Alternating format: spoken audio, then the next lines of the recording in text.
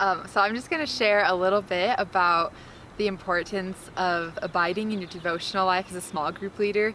When Nate first asked me to talk about this, my first reaction was that I'm not the most qualified person to talk about this, because that's something that as a first, even second year small group leader I struggled with. But I think maybe that makes it even more important for me to share my experience with you. My first year of small group leading, my small group outwardly looked really great. I had like 6 Chinese students and a couple other girls who would come regularly every week, and the group time was great. But at the end of the year, there was not really any fruit from that. None of the girls, except for one girl, stuck around with the small group, even though they were still here that next year, and it didn't really feel like we had built much of a community, even though they came every week. And I realized that was because I had been building a small group in my own strength. I hadn't been relying on God. I hadn't been abiding and spending time praying for those girls, spending time praying for myself. And that is really what is one of the most important things about being a small group leader, is spending that time in prayer, spending that time reading the Bible, and just spending time with God. Because that's why we're doing all of this. We're doing leadership, reaching out to people because we love God, and He asks us to abide with Him first and foremost, to give Him our best time. And if that means maybe we don't have time to meet with as many people, it's still worth it, because that's where that's where the fighting for people really happens, fighting for our own relationship with the Lord first. And in John, it talks about how when we abide with God, we will bear fruit. And there's so many promises in Scripture, so many different references where bearing fruit is associated with abiding with God. And I think as a small group leader, it's easy to place value in having this group and wanting it to look great, but really our value comes from God. So when we're abiding with Him, we can focus on that first, instead of how great our small group looks or how many people we've led to God. But when we're doing it for God and loving Him first, that's where we find our value. Hey Nate, how's it going? Good, bro. How are you doing? Good. In Outpost, we're all about small group leading, right? Like disciple makers. Yeah, amen. What would you say if somebody's gonna be a small group leader? It's new for them. What are kind of the expectations they need to understand that we as a ministry have for them? Yeah, that's a good question. A lot of times, small group leaders are trying to understand what are we expecting them to do, and the way that we always have broken that down for them is to talk about, in small group leading specifically, a couple of the core things that we're asking them to do is one, to just build a small group. And that sounds pretty obvious. If you're gonna be a small group leader, you gotta build a small group. But just to say that takes a lot of work to find and fight for those people that you're trying to feed.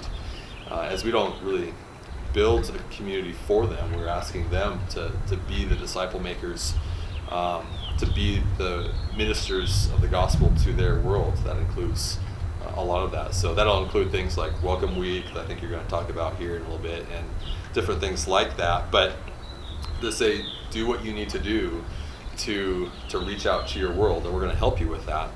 But basically, the way we break that down includes after that, past that, is also those ideas of, one, once you have a community of people around your life that you're doing life with and you're ministering to and you're getting them to get to know each other, is just saying one, have a weekly meeting. We always say, small group isn't a weekly meeting, but it does have one. And sometimes small group leaders make the mistake of thinking that they're gonna just wait till they have enough guys or a lot of guys and then they're gonna start the weekly meeting. But we really encourage them to start their weekly meeting fairly quickly. And we'll talk through practicals of whether to co-build or different things. But we find if they wait too long, then the students that they're trying to get to have that intentional time with them have already created other rhythms for their semester, and suddenly their lives get busy and filled with other things, and it gets harder for them to impart or infuse that weekly meeting into their schedule. So we really encourage them to like start that weekly meeting, start it quickly, start it early. On top of that, we also are asking them to spend time with their guys one-on-one. And we're going to talk about that here in just a little bit, more of what does one-on-one discipleship look like, and what does that mean. But in essence, to say like you are spending time on a regular basis with them with the intentional purpose of imparting the kingdom into each other's lives. And so really those are the three things that are really core in small group leading is doing what you need to do to get out there on campus, to find people that you can fight for, and then begin to impart the kingdom into their lives. And beyond that is having the rhythm of a weekly meeting and doing those one-on-one interactions outside of that. And so sometimes a small group leader might ask, like, well, what happens if I don't, what if it takes a while for us to build a small group? What if I, don't have anybody after, welcome week or after the first, few weeks of school?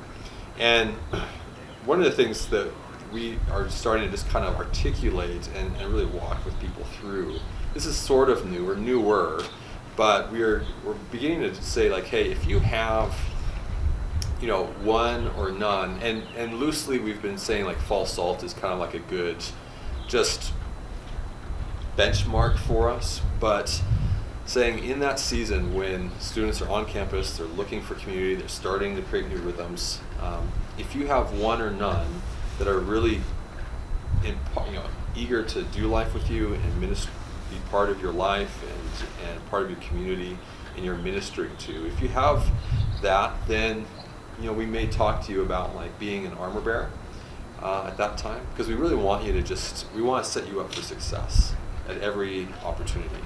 And so if by that point, it's just a slower start, you've been fighting for a lot of really hard guys, you've got a lot of guys that you're ministering to maybe in your world, but there's just nobody that's ready yet to really be invested into in a much more intentional way. That's fine, and that's okay. But we want to set you up for success, because that one guy is probably going to want more than just you and him all the time. And so we're going to make you an armor bearer and kind of put you into a small group that maybe has gotten a little more traction in their identity, and give you a context to just work from that for a season, either for the rest of the semester or for the year, depending on what makes sense. And then you kind of, you can keep ministering to the campus, and as you get more of those guys or gals that you've been ministering to that are ready, you can you can branch out from there. If you've got two or three, we tend to talk about kind of co-building, and we like to use that word co-building in contrast to co-leading. In co-building, I've got my guys and you've got your guys, and we realize our small group identity is stronger together. That if I've got two or three, maybe one of them's got a test, maybe one of them forgot or shows up late, and so it can quickly and easily turn into a one-on-one when you guys are trying to hang out or in your weekly meeting or those kind of things. And so having that kind of critical mass to create healthy community is great. At the same time, we don't want everybody to feel like, or two people to feel like, hey, we're just both equally responsible for all of these people that we've got. Because it tends to lead to the situation where one person is really leading, the other person's just kind of there helping. Like, we want them to really grow in their discipleship capacity. And so Brent and I always had like the funny examples in Russia where we kind of joked that there was really only 4 names that Russian guys had a lot of times, or they're the most common, so Vlad or Dima or Yuri. And so it was very common for us to all have Dima in our lives. And they actually picked up on the way that we did ministry, because Brent and I had so few Christians in our life that we did our small group identity together. But we both had our own guys that we were really responsible to fight for and minister to. And so they kind of picked up on that, and they would just joke like, when they would meet or introduce themselves to other people in the small group, they would say, oh, I'm Nate's Dima, or I'm Brent's Dima, right? Like there was this sense of like Nate, my Dima loved Brent, and Brent, poured into him. But at the end of the day, I was the one that was connecting with him throughout the week, and I was the one always making sure that he was, informed and aware of what was going on with the community. And Brent and I were just doing it together and modeling that brotherhood. So those are some of the core things that we're looking for. If you've got 4 or more by the early part of the semester, then it's like you've got enough of a small group identity to just work from that. And we just encourage you to do that. Of course, that's a very loose framework, and you might say, hey, I've got 6 really interested atheists that are coming around, and maybe it still is important for you to co-build, or vice versa, other situations. So your resource leader is there to really help you with that. But Eric, as a resource leader yourself, how do you explain to small group leaders like what you need from them? Obviously you're there to serve them, to help them as they're making disciple makers, but there's a certain level of commitment one to another that has to happen for you to be able to do that. And so as a resource leader, like, what are your expectations on a small group leader to be part of your community and part of your group? Yeah, that's a great question. I think first off, it's important to understand kind of the principle of resource group, not so much the responsibilities or the meetings, but the principle is that we are working together and then we're going outward. And the resource community, I think we're starting to see that as kind of the core of the ministry. Your small group is going to be amazing, but a lot of times you're not on the same page quite yet with the students. Yeah. And so on resource, we're all together in this. We're fighting for guys and girls to know Jesus. And I think it's so important to have healthy relationships there. And then we can go out, whether we're going out alone one day or together, we have this group that loves each other and loves the Lord that's fueling that. And so no lone rangers. I think in the past, I've had times where I was more of a lone ranger, and it's like resource was just this meeting we went to on Sundays. But that's not the way we want it to be. It's like, these are my brothers. We're doing this together. These are my sisters. Yeah. We're encouraging each other. We're helping each other through this. And so we just want you to prioritize the resource group, your resource leader, and that weekly meeting is going to be like a 2-hour meeting on Sundays. And that's really important to prioritize that. Like, we understand if something comes up, but that's like, that's just expected to be there, to make that a priority, to be there. And that's gonna encourage you and fuel you through the rest of the week to lead your small group well. Yeah, that's really focused on responsibility. So it's a lot of you imparting to them, and then them also resourcing each other as they're with their friends. So on top of like the weekly meeting, what are some other things maybe that the leadership level of the ministry needs from somebody to be part of leadership community? Yeah, another thing is one-on-ones with your resource leader, or cohort meetings. And each person does that a little differently, but just prioritize that time to be really poured into, and to be able to talk about the Lord together. Yeah. Sometimes those will be more structured. Sometimes it'll be just grabbing a meal together, or more relaxed. But that time together to grow as brothers and sisters is important. So there'll be you'll be in a cohort, and you'll have your resource leader or your cohort leader that will be meeting with you regularly. So that's something pretty important to. And do we have other trainings or meetings that we have beyond the resource context? Yeah, each semester before the semester starts, we have the leadership retreat, and that people need to be at that. They need to get work off and be at that, so that we're all on the same page going into the semester.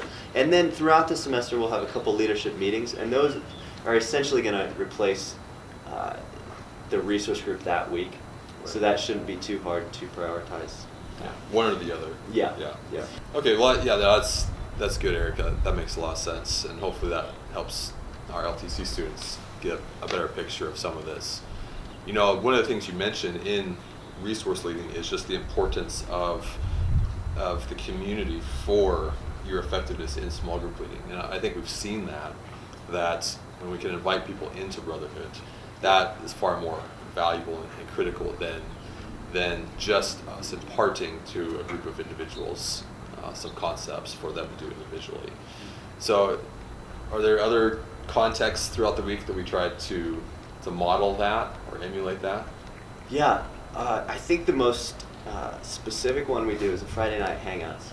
And the goal of that is the resource group getting together and inviting their guys and girls into just some sort of hangout. And the point of that is relaxed love relationship. Like we want the people in our small groups to see us loving each other, us loving them. We want to be able to meet each other's guys and girls and just have fun together. Like just in this relaxed context, get to know each other and follow Jesus. And that's not, we're not going to have like a message at those kind of things, but it is going to be an awesome time to connect with each other's guys and girls and to ask those questions, you know, sitting around a fire or like playing games. Like you can work in your love for Jesus. And we especially want lost people who don't know the Lord to be able to be comfortable. I think we should always be inviting people who don't know the Lord to our large group and our small group gatherings, but some of them might not feel comfortable with that. But if we're just eating a meal together or watching a movie, they might be down for that. And so we always want to have these structures to be able to welcome people like that. And it's really important to prioritize that. You might not have someone show up to that, and you might feel like, oh, this is a waste of my time, but it's really not, because you're helping, like that week, if no one shows up, you're helping someone else take a step closer to the Lord. It might not be your guy or your girl, but you're a needed part of that. Each small group leader is. Yeah, and that's good. And one thing, just overall, in terms of the resource community that I have found, is that the biggest thing is we just need to communicate with each other. You know, if your resource leader or somebody else in the small group sends a message on the group message, like people should be responding to that. Or if you can't make it to something, like let not just your resource leader but the whole group know, because we're relying on each other. And I think that's so important. Like there might be a small group, or there might be like a Friday hangout that you miss here and there, and that's okay. And you might feel like, oh, they're watching a movie, who cares if I'm there? But we do care that you're there. And so just communicate that and say like, hey, my family's in town, I can't be there, but I'm praying for you guys, praying for you girls. And that means so much that you're like, yeah, I'm behind you guys, but for some reason I can't make it. So just clear communication and resource is so important. Be the guy in resource group that you want your guys to be in small group. Yeah, that's so good. Hey, so we've been talking here and we've talked through small group, some of the core expectations of small group leading and resource leading, which both of those really kind of feed each other. They're there to help them as small group leaders be effective in their discipleship and in their disciple making capacity. On top of that, are there other things related to the ministry that we're just asking them to prioritize in doing, if their guys or gals are going to do those things as well? Yeah. Large group is another thing. Everybody needs to be at large group on a weekly basis. And that's, we're the community of God, and we're going to worship God together. And that's just such a good time for you and for your guys and girls to just focus back on the Lord and hear a message and be encouraged. And so we really value that time together. And one thing we say sometimes is it takes a village to raise a child, and you might be doing a good job with your small group, but they could meet some other people and make friends, and the people who have more connections are going to stick around. And if some random person they don't know tells them like, hey, read this book that you've been telling them to read, they're going to be like, oh, this is actually what this community values. My small group leader's not crazy. And so be there, bring your guys and girls to large group. It's really important. Again, Bring them where they sometimes won't come. sometimes you have a test that night, and that's fine. Sure. Just let your resource leader and the guys or girls know, because we're in this together, you know. Yeah, that's good. Yeah. Yeah, you tend to find that there's that balance of if the small group leader is doing a great job just pouring into their guys or gals, but also they're connecting them with that larger community.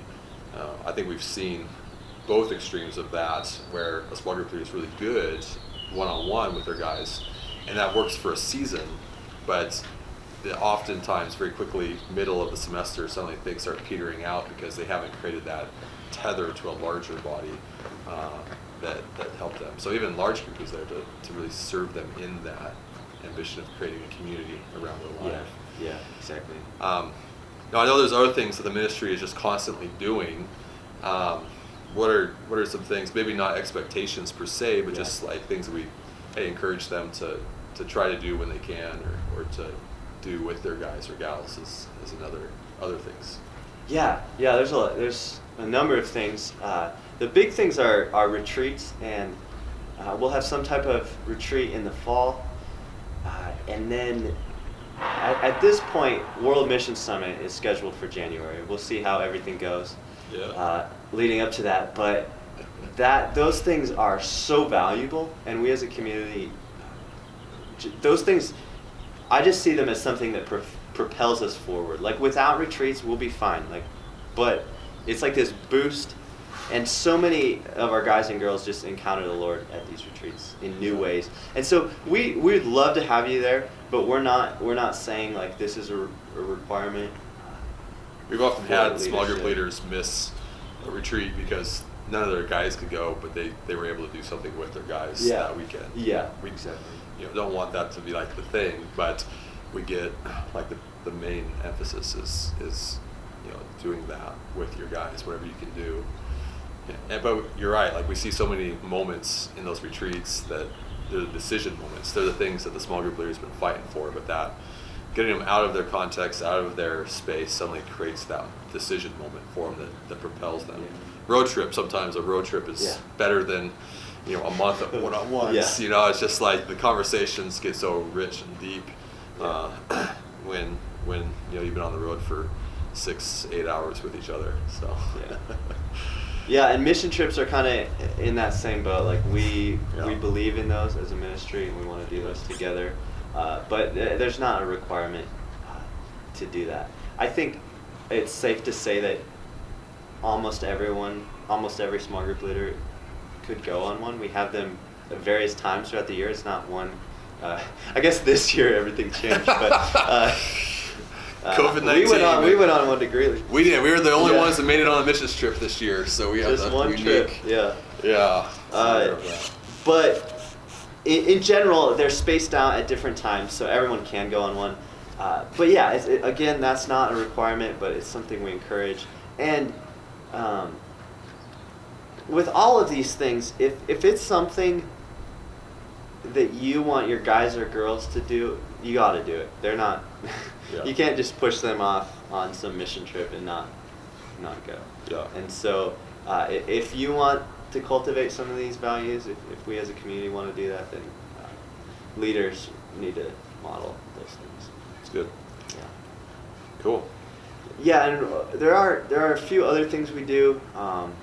We'll do dig-ins from time to time where we focus on one topic, and we'll have an hour or two one night that we delve into something like that. And those are meant to be helpful if the topic's something that you feel like your guys and girls could benefit from.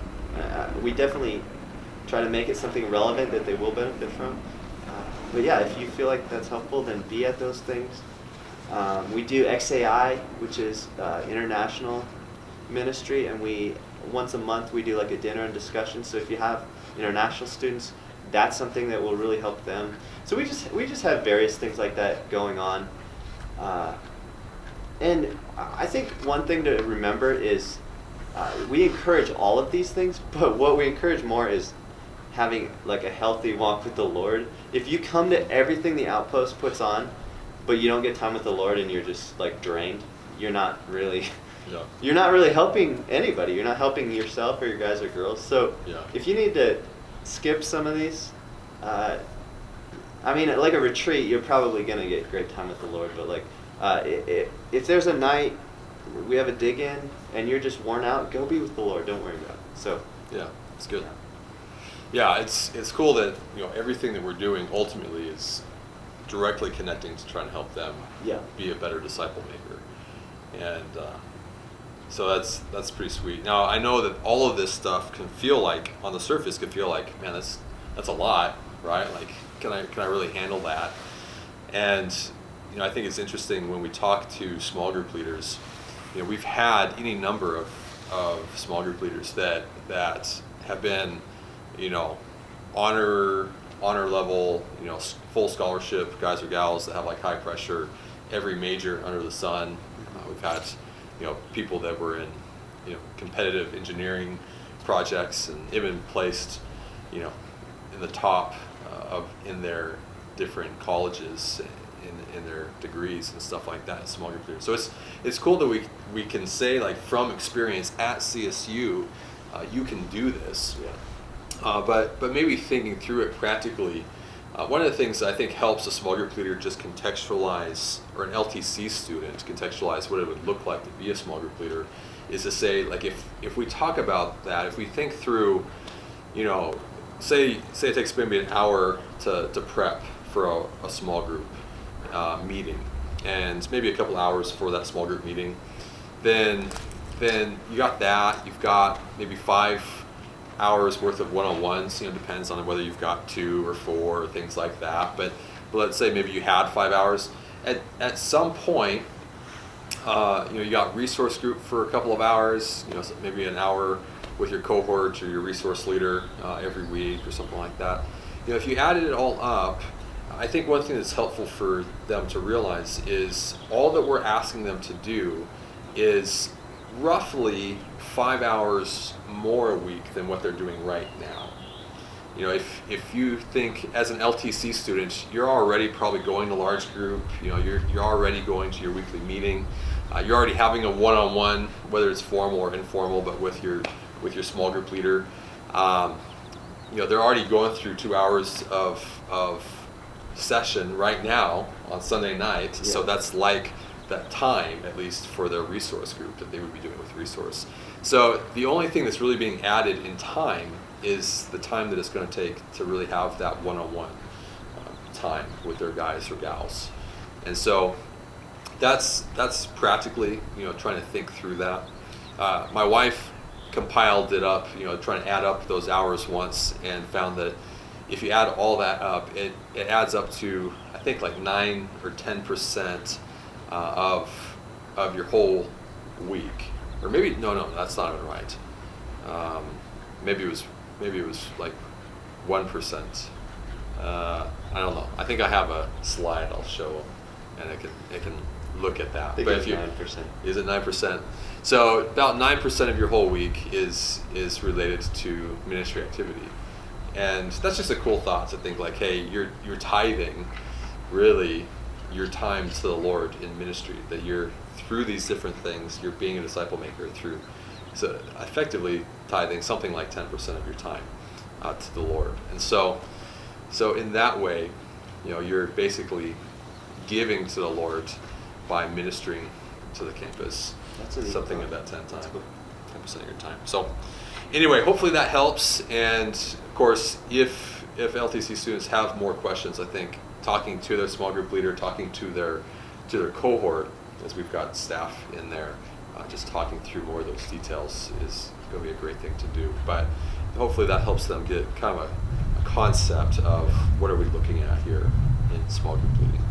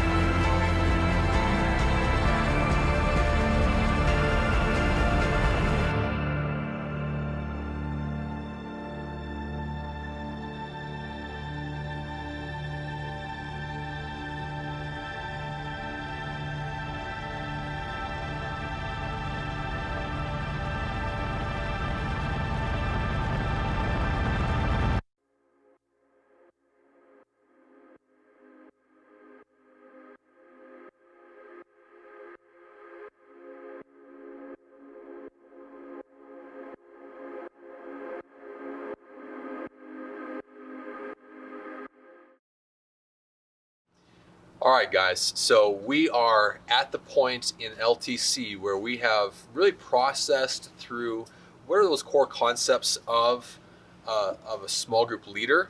What are the core attributes? What are the core aspects of their life?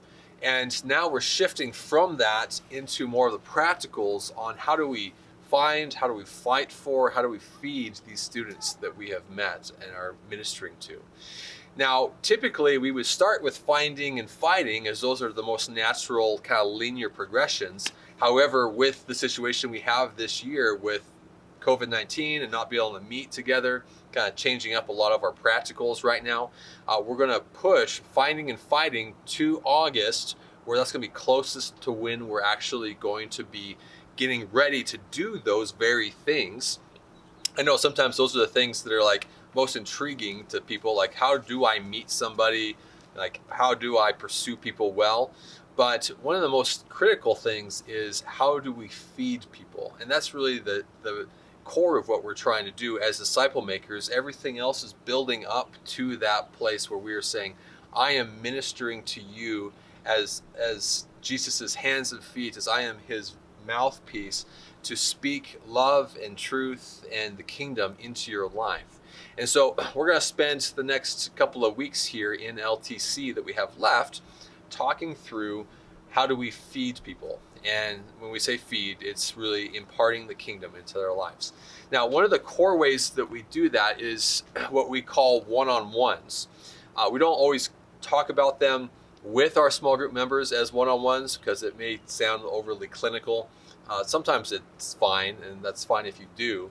But one-on-ones, when we're talking in this context, is just that idea of intentional time outside of the structured things that the ministry is doing, not talking large group, not talking even your weekly meeting, but time when you can really have intentional time to impart the things of God into someone else's life. Now, the core of what we talk about whenever we're talking about anything kind of structural is to remember the prayer that Jesus gives, the high priestly prayer in John chapter 17. May they be one as we are one. May they be in us as I am in you. That our goal in small group leading is to draw people closer to us as we have Christ in our lives, and draw people closer to Christ in a personal relationship with him directly. And that together that we are trying to create a sense of unity and community around our lives with that ambition, that heart to say we're pursuing after our Savior. Now, one-on-ones, when we are doing that, we remember sometimes these structures that we are going to be talking about with finding, fighting, feeding, all these different things. We talked about expectations here a minute ago. All of these things serve that relational purpose. But structure is good as long as it serves a relational end. It's when structure doesn't serve a relational end that it becomes sort of like the Pharisees. You know, they're doing everything right. They're following the letter of the law, but they have, Jesus says, you're a whitewashed tomb. You don't have any relationship as the end. You're just trying to be righteous in your own strength. But you got to remember that the Pharisees were following the laws that God gave Moses, that God created these rhythms, these structures, this cultural norm for them to follow, because these things served that ambition of connecting closer to God. And so one-on-ones is, sometimes they can be structured, sometimes they're kind of spontaneous. We'll talk about that in a minute. But they both should serve the heart that Jesus says when asked, what is the greatest commandment?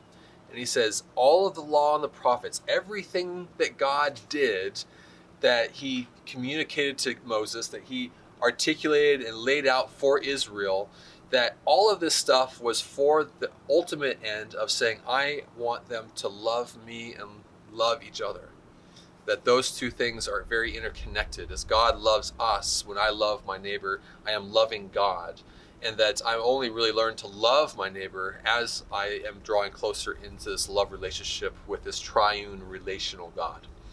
So when we talk about how do we impart the kingdom in a one-on-one relational context, it's helpful to kind of think through this through the lens of that command to love our neighbor. And there's a lot of ways that we could break down love. Of course, that's a whole, very deep and broad concept.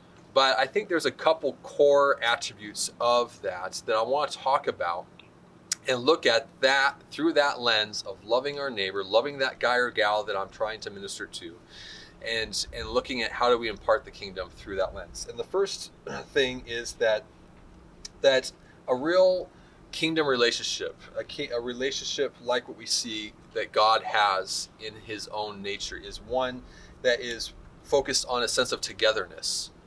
In Acts chapter 2, it talks about how they had everything in common. They were constantly together in getting together for worship and getting together for meals, and that they were doing life together. There was a sense of togetherness. Certainly that is an aspect of our relational God, who himself is always in that communion with one another, that he is, even when Jesus was incarnate on earth, he was together with his Father and constantly was trying to get one-on-one time with his Father whenever possible. And so one aspect that we are wanting you to try to emulate is a sense of togetherness with the guys or the gals that you're ministering to and that you're walking with. Certain aspects of togetherness include things like life together. Now, life together means you are doing life. It's not something transcendent of your life, not something that you're adding on to your life, but it is just doing life. Sometimes that means going to the grocery store together. Sometimes that means studying together in the library. I hear it's around here somewhere. Sometimes it's just hanging out and just relaxing. But I think it's a helpful thing to think through, that if you think about your life, break it down however you want to, but break it down into any components that you can think of. And it's probably going to have recreational time. It's going to have study time, work time, that kind of stuff. And do your guys or gals have access to every aspect of your life? At different times, do they have interaction with every aspect of your life? I know for me, I've always tried to find ways to get my guys to experience different aspects of my life. I'm a father and a husband. And so sometimes having meals with my family, or sometimes, I think that a lot of my guys have watched me put my kids to bed at different times. Not because I want that necessarily to always be the way that I put my kids to bed is with another guy, but I want my guys to see what it's like for me to be a father and to be a husband and just to do life together, to just relax and chill in the evening or play games or do whatever. But what are those different aspects of your life? Do your guys have experience in those different areas? If they do, if they have a sense of access to that, if they experience those things, some of the most impactful things, even in my own mind, in my own experience as a student in Chi Alpha, were not always like the structured messages, but they were those things when somebody in leadership invited me into an area of their life that I didn't naturally have access to, right? When they let me see their family, or when they let me see their Devo life or their prayer life, or those kinds of things can be huge. And so a sense of togetherness has life together. And write down maybe every aspect of your life and say, do my guys have access to this? If you have a boyfriend or a girlfriend, are you guys totally separating that from your discipleship? Are you letting people into those? All of that kind of stuff. Your Devo life is key in that. Another area is memory creation. And this is just the thing that, Lindsay and I, as a married couple, we have found that while we need regular, consistent time just to be together in life together, oftentimes the things that propel our relationship further, or the things that we, in our life togetherness, we keep reflecting on, are those bigger moments. It's like, hey, remember when we got married? Hey, remember when we went on that vacation? Hey, remember when that crazy thing happened? Those memory-making moments are huge. And so think through, how do you create those moments with your small group guys or gals? How do you create those moments that say, hey, these are things that we are drawing closer together because of this, experience. And sometimes that's as simple as like, hey, let's go on a trip together. Let's go camping together. Sometimes it could be bigger things. Let's do a missions trip together this summer and do that. But in that, you're drawing them closer to yourself. And that means it's less clinical. It's more, I'm inviting you into my life. And that has such impact in people's lives when you do that. And you have the ability to speak the kingdom because of that. Consistent shared space is another thing. And that's a lot like Life Together, but it's just saying, are you consistently, Friday nights, which is just, we say Friday nights, we don't care if it's Saturday afternoon or, whatever, but we're just saying, the weekends are such a key time when you do life with people that you choose to do life with. And so inviting our guys or gals into community in those moments on the weekends when people have more free time and just having consistent shared space with your guys or gals is another way that you're saying you are having a sense of togetherness with your small group. Another aspect of a kingdom relationship is intimacy. And I know that's a weird word sometimes to use, especially when you're thinking like same sex, like relationships, like how, intimacy with my guys. Oh, this feels weird. But that is just the easiest words to use, because we're talking about more than just like, hey, these guys show up to my weekly meeting and then they move on with their lives. Like, if you could ask them, to a small group member, does your small group leader do life with you? If they said yes, then you're probably doing pretty good. But if they would say, no, that's just a thing I do, then you've missed the point of how Jesus made disciples. He was constantly doing life with them. But in doing life with them, he was drawing them beyond just the surface friendship, beyond just the activities themselves. It was drawing them closer to him in the process.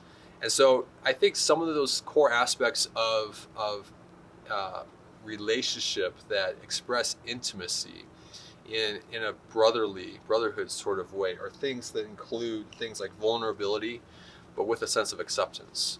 Like understanding that, you may fall short, you may even be a sinner, and it's not that we accept their sin, but we accept that they are made in the image of God, and they have huge potential, and we accept that they have hope and purpose that they are learning to live in. And you accept them as who they really are in Christ, even when you don't accept the things that they are doing that fall short of that true identity that they have not yet claimed in Christ. But you need to be able to accept them, and you need to be able to be vulnerable. Model authenticity, model vulnerability, be real with each other. And if you can create that in your community, you're creating a sense of intimacy in your brotherhood. And you're more than just doing things together, you're becoming something together. So that sense of transparency in your own life is critical, right? To be authentic is to be transparent. It's to be somebody who says, I am just going to share my life. Now, emphasize the major things, right? Right, major on the major things, but make sure that your guys feel like you're not just trying to perform. You're not, you're letting them in. And when you're authentic, then it lets them be authentic back with you. And that's why honor is such a key thing. When we are a community that is authentic to one another, that we let other people in a real way, and we honor other people for what we see as real potential in them, then it lets them let their guard down, and we become real, authentic kingdom type relationships.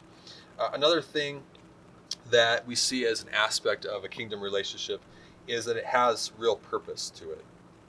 So it has purpose beyond just friendship. C.S. Lewis says, friendship has to have something that it's about, even if it's about, affinity for white mice, whoever has that kind of affinity. But it has to be about something greater than the friendship, which is why those people who only want a friend can never have one, because friendship demands that it's about something greater than just the friendship.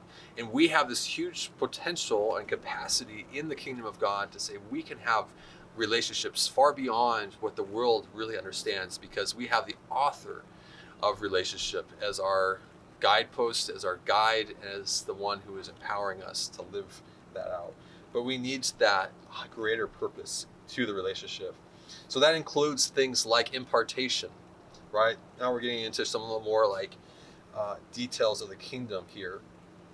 But if they are, there's different questions about, should it be more structured? Should the impartation be less structured? Here's just a couple pieces of advice. Schedule Tuesday at 2 every week with your guy. If they're super busy, right? If they feel like they're overwhelmed, and this is a way for you to get regular time with them because you couldn't more spontaneously do it. If you're really busy and you need to like schedule this so that you can make sure that you're protecting time in your life for them, then yeah, schedule that. If they're wanting to grow in a spiritual discipline, that's an area where, like, hey, you just need a little more specific, intentional time. And maybe it's less teaching here. Maybe it's just like, hey, let's go over to Danford Chapel and let's just pray every Tuesday morning before class. And we just want to spend some time. I just want to spend some time and intentionally, help you in your Devo life and in your prayer life. Those kind of things. Do faith together as much as impart the ideas of faith to them. If impartation is tough in life together, if they just don't really engage, right? Maybe they're at a place where they just aren't interested in talking about the Lord, or talking about the Lord in a group setting. Maybe find that structured scheduled time where you can make it a little more intentional. Let's not just hang out and bring up the Lord. Let's have some time where we're getting together for the purpose of talking about the Lord, and that just lets it happen more naturally. That's great. If they need, if you want to read a book or read part of the Bible, like go through a book of the Bible together and just talk about it. Sometimes more formal impartation can really be helpful. Or if small group is just maybe going over their heads, the weekly meeting is maybe you've got some people who are totally lost, have no history with the church, and others who have like a lot of experience with their walk with God. That one-on-one is a great equalizer because it's so specific to the person.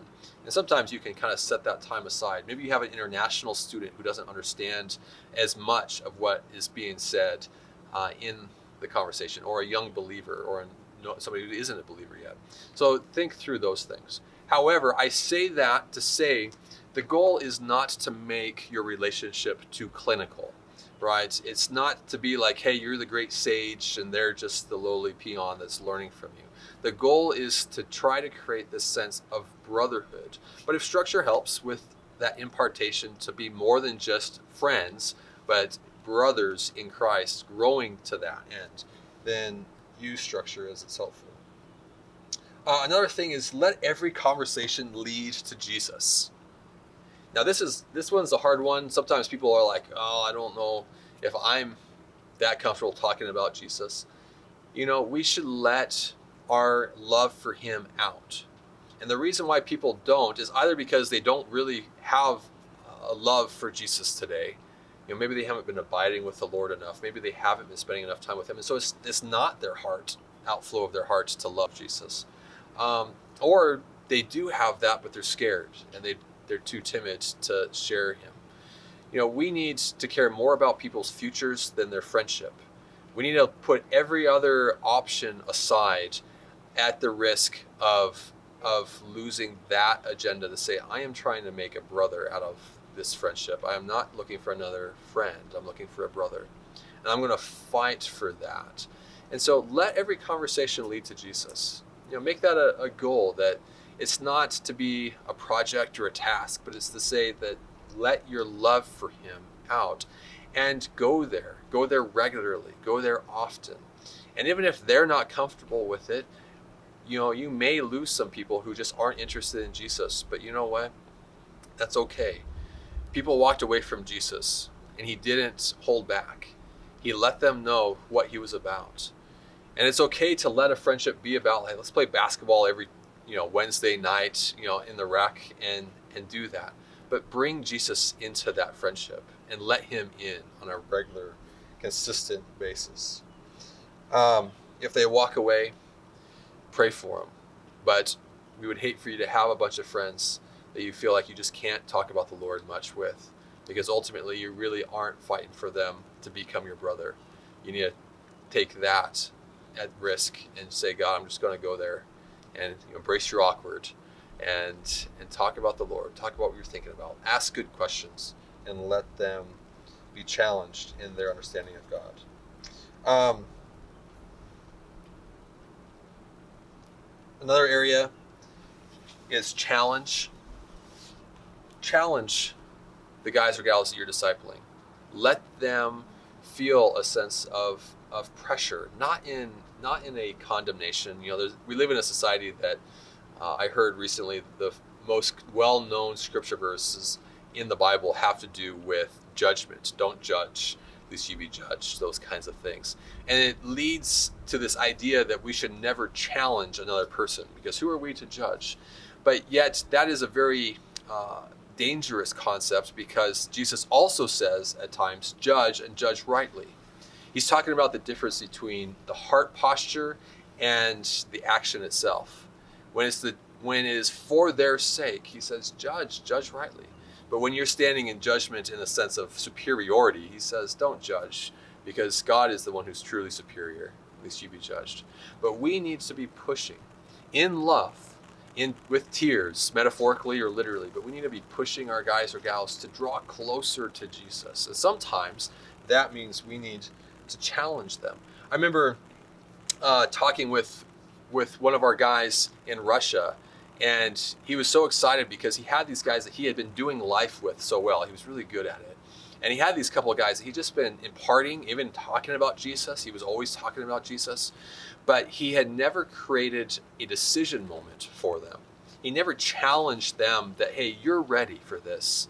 And I think you should consider accepting Jesus as your Lord and Savior. And he got challenged. He got challenged to maybe do that in his relationship. He just kind of let the relationship keep going, assuming that eventually that would just maybe happen naturally, and nothing was happening.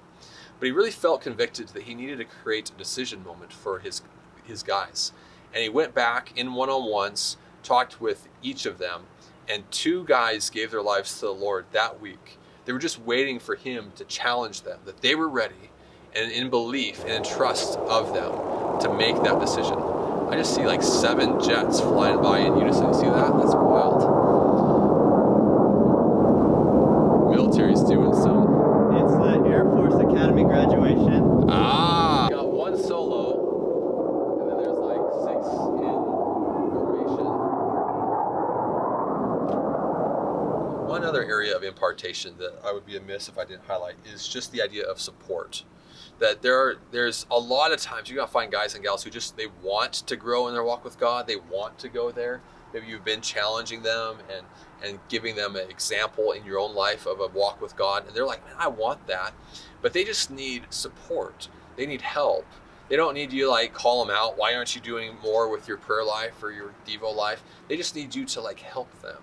And there's this concept that we talk about that's really just kind of helps contextualize this. But it's the idea that first off, I do and you watch. That I live out my life for the Lord and you're watching that happen. But then I am doing my walk with God and you help. So this can be in responsibility, but it can be in our Devo life too, in our walk with God. Sometimes, maybe I'm just, spending some time in prayer and I'm inviting you to pray with me, right? It's just kind of like you coming alongside of me. And then eventually you're doing and I'm helping, right? So, hey, you're having your prayer life, but maybe I encourage like, hey, why don't we just get away for a retreat this weekend and pray together? You're trying to help them, but they're the one really kind of taking this on themselves as a conviction of their own heart. And then you do, and I watch. Eventually, they are really just on their own. They're a full adult in that conviction. But lastly, we then say, then they take on responsibility for then they do, and someone else is watching, right? We see that we make disciple makers who make disciple makers, right? And that's ultimately our goal. But lastly, there is the idea of sacrifice, that we need to understand that in discipleship, in one-on-one relationships, whether that's Tuesday at 2 or whether that's just in a relaxed love relationship, likely there will be seasons of each of those, but you need to be someone who is willing to sacrifice for your guys and gals, that you're willing to really fight for them well. And a base level that we talk about is you should have 3 interactions a week, and one of them should be pursuit. Now, we'll talk about pursuit later. Normally, we've talked a lot more about that by this point, but the core idea you'll get is just the idea that 3 interactions. That might be a weekly meeting, that might be a structured one-on-one, but something should be where you are particularly trying to engage them. You're not just saying, hey, come to me, come to my house, come to my meeting, come to my thing, but where you are trying to emulate and model a sense of pursuit. And sometimes that's physical, sometimes that's just emotional or whatever it might be. But the idea that you are having at least 3 times a week that you are trying to sacrifice your time, your focus to try to minister to them. Now, sometimes one-on-ones throughout the semester might look a little different. Oftentimes early on in a semester, I think it's worth highlighting the fall early on. I would suggest that you emphasize impartation through community. So do it together. Friday night hangouts or whatever you're doing with your cohort, or getting your guys over to your house for dinner that night. Doing it in community is huge and really helpful, because in that they don't necessarily have to feel the pressure of you and them one-on-one. It can just be relaxed in that relationship. But the community is really impactful in imparting their thought lives and their convictions for the Lord. Then a little bit later, and sometimes that can be immediately, sometimes that can be shortly after that. Depends on the situation. Sometimes you get a Christian kid who really just needs, hey, they're ready to go. They want to have far more deliberate impartation. Don't wait. Go there with them. Start to really be intentional. Set something up. Pour into their lives. But maybe it's somebody who just isn't easy to connect with. But eventually, you may find that it's helpful to create a rhythm, create a habit. Whether that is just hey, dinner at my place every Tuesday night, or whether it's hey, Tuesday at 2, we're meeting on the campus in between your class and just talking about our walk with the Lord and our faith. But it can often happen where it's easy to have a season where you have a little more of a rhythm. And then eventually, long term, you start to just emphasize far more kind of life together. And that should always be there, even at the very beginning. But you may find that you'll have seasons of all 3, where you're doing, community is really what really is pouring into you guys. And then at times it's hey, let's go through the book of John together, or let's get together every Tuesday morning to pray. And then other times it just is just a free flow, life together kind of thing. All 3 of those are helpful. And at seasons, you may find long-term that there are different seasons where one is more emphasized than the other because of the context, and that's okay. But those 3 things, the impartation through community, impartation through intentional time to impart the kingdom, and impartation just by doing life with them and letting them into your life and letting the love of Jesus flow out of you through that. But through those things, as you're learning to sacrifice for them, to serve them, to minister to them, as you are modeling a sense of vulnerability and authenticity, as you are serving them in all of those different ways, as you are together in relationship as the ultimate goal of loving them as you love Jesus, you will find people's lives forever transformed, and you get to have a part to play in that ultimate end, of seeing their lives transformed for the kingdom of God and their love for Jesus to grow, because you love them so well. So for a little bit of time we have left here this evening, we want to spend some time with our cohorts talking through the practicals. And so we want to ask you guys to look at, hey, how did it go being a minister to your world? Who did you minister to? What did it look like? What did you learn from that? How did you fight for finding the joy of the Lord in trying to do that? And then the last practical we have for this semester is going to be one where we ask you guys this week to try to get a hold of, if you have a church community that you've been actively a part of, to try and get a hold of that pastor, or if it's a large church, then just either a pastor or someone on leadership there with that community. And we want you guys to ask them a couple questions. One, just let them know that you are looking at doing leadership with a campus ministry called Chi Alpha here at CSU. And we want you to just ask them, what does it look like to serve this church community? Let them know that your hope is to build a small group community with university students, and that you would be inviting them at times to participate in the church community there. So we just want them to understand that our ministry on the campus is trying to partner with them, is trying to be a value add to the broader church community in our city. And then just let them know, ask them like, hey, what are ways that I could serve this church in the days to come? What would that look like? And if you don't have a church that you are actively a part of, feel free to just ask one maybe you visited or been a part of or considering being a part of, and just let them know like, hey, I've been here, I'm looking at being here more in the future, and so just thought that I'd like to talk to you about these concepts. So feel free to talk with your cohort now about that a little bit more. But that, Andrew almost got hit with a snowball there from the tree. But essentially, that will be our last practical for the semester. We'll have more classes, of course, and we'll do more practicals at the end of summer when we can help serve a church planting effort down in Denver and or Boulder and do some more of those kind of things. So go ahead and break out now, guys. Thanks.